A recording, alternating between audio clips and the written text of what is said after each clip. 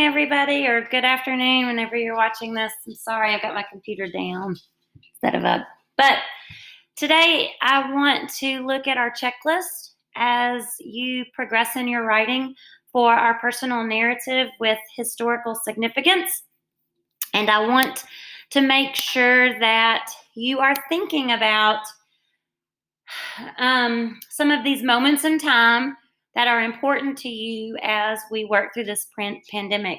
You have brainstormed some ideas, and by now you should have a couple of different drafts started and a couple of ideas that you've said, all right, it's between these two stories, or I really want to write this particular story. So now is the week where you are making that final decision as to what story you're going to be bringing to life. Because next week we start work on endings and beginnings and to look at those specific sections for details so that we can publish. So just to reiterate where we've been so far, we want to focus on one moment in time, not the entire stretch of time. We want to use those narrative techniques to help our readers picture what's going on and how it's going on. You want to write through your point of view because this is your story and you only know what you know. Yesterday's lesson was about just maybe using those mentor texts to help you in your goals. Write down what you learned from those texts. Here were some of my specific notes that we made, and then as we talked in some of our small groups, I added this to it. So you just want to make sure that your characters are saying the words, having that dialogue, and using the tone that'll show us a little bit about their personality. You want to zoom in on those small, powerful details like we did in our mentor text about the description with her leg jumping. And then you want to show those actions of characters that might help show their personality as well. So today what I want to do is I just want you to look at the checklist. If you have a paper packet, awesome. Then you've got that, you can mark and stuff in front of you. But otherwise, you'll have to be on Google Classroom or look at it specifically, and we're going to pull it up here, but we're going to be looking at 4 pretty specific parts, you guys. And beginnings and endings, I don't need to define that for you all, but I want you all to think of elaboration as the story elements that you are using. Like, are you using flash forward or flashback? Are you using first person narrative? Are you doing some rising action and a conflict and some falling action? Are you building suspense? Are you doing all of the goals that writers have from our goals and techniques sheet? Not all of them, because you may not need a flashback and you may not need a flash forward, but using those goals. So elaboration is the story elements that you are using. And then your craft is the language that you're using to get there. Are you showing through the way people act, how they are? Are you using figurative language and description? Are you using better verb choices or short and long sentences to control the action? So I just want to kind of touch base on our checklist today and then send you off to really look at what writing you've done so far. What the heck? And think about how you can, it's still doing that because I can't see. And think about how you can set those writing goals and look specifically at your work. All right, so here we go. You all have the checklist, and we start it at what comes in for 3rd grade so that you know basically what a 3rd grade piece of writing might have in it versus what an 8th grade piece of writing might have in it. So as long as our reader know who the characters are and what and where everything's happening, you've got your 3rd and 4th grade kind of beginnings. When 5th grade comes around, you start having like a clue to the problem. Like, you don't have to state the problem right out, but you might be like, I've been fighting with my brother for this whole time. There's a clue to some of the problems that are going out. When you're starting to get up into middle school, where we are, here is where you're starting to hint to those larger meanings, including possible details that will be important later in the story. So this is what we've talked about before in getting into the heart of the story. So, like, my story is not really about the little dog cowboy. It's about something else. It's about trying to navigate in a time when we're not supposed to be around each other, or it's about trying to work with another person that you're not having good communication with. So you want to think about not only like the story part of your story, like what's the events of your story, but what are you hoping that it shows yourself, or what did you realize about yourself in life that's going to come out in it? Like, what is that big word, like friendship, family, isolation, all those literary concept words that we talked about this year that we can bring out as we get into the beginning. So by the endings, and if any of you know me, you know this is a struggle for me. Endings are just basically how are we gonna close out your story, either using actions or dialogue or feeling, that you are realizing something at the end, and all of this goes back to that realization. Again, by middle school, we're talking about how a character or place changes. So with our pandemic, with the work of what we've been asking you guys to work on, like what makes this story important for this moment in time? And that's how we'll think about ending. As for elaboration and craft, which are the biggest pieces of any kind of writing, we go on down to elaboration. So in 3rd and 4th grade, we are just making sure that we know what's happening to characters and that we have dialogue and action. And we also start thoughts and feelings, which is that inner thinking. Because you don't know what you're thinking unless, you're writing it out like she thought.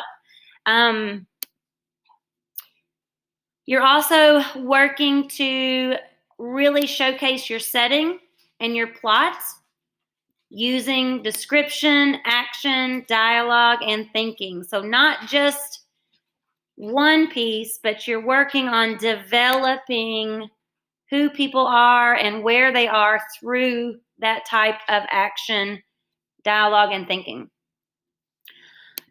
By 7th grade, middle school, we're actually looking a little bit more at the setting and our relationship, or the character's relationship to the setting. This becomes important with our pandemic narrative because a lot of us are stuck at home, and that is important. Like, how is that playing out?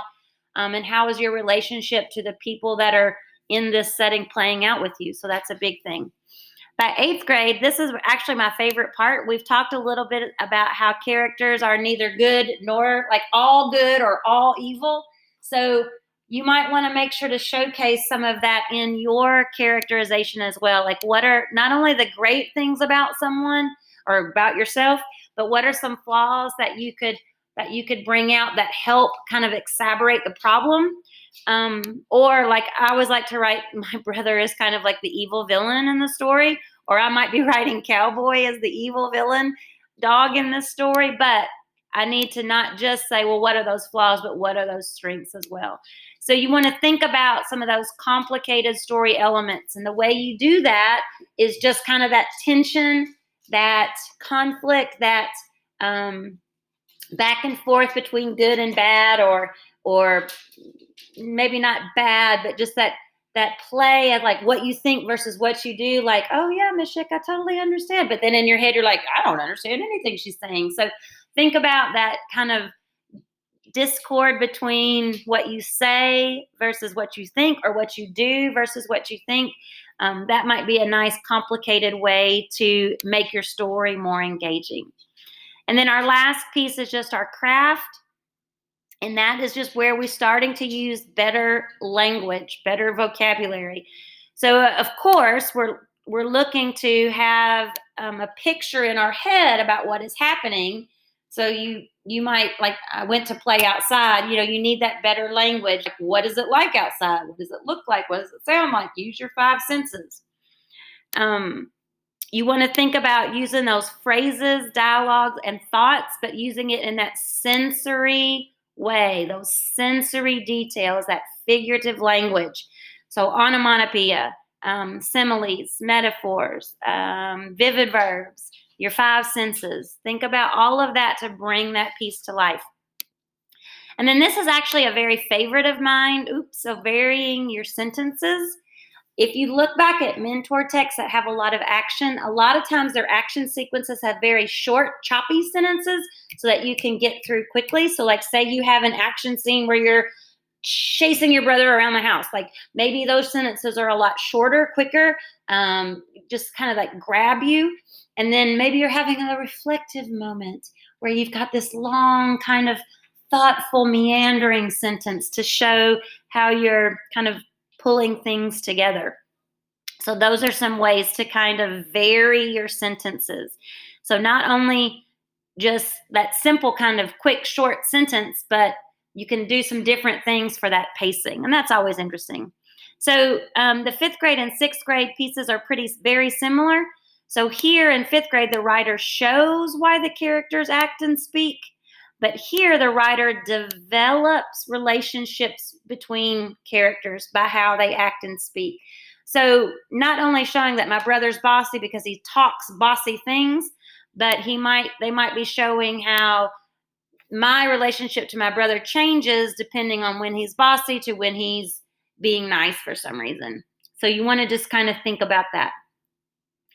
But as we get up into our 8th grade-ish type writing, we are looking to match our tones to the emotions. So if your character of you in your story is feeling sad, that your tone is sad, that you're creating that kind of heaviness with your words. Or if you're joyful or excited, like you're using those words and phrases that help you show that.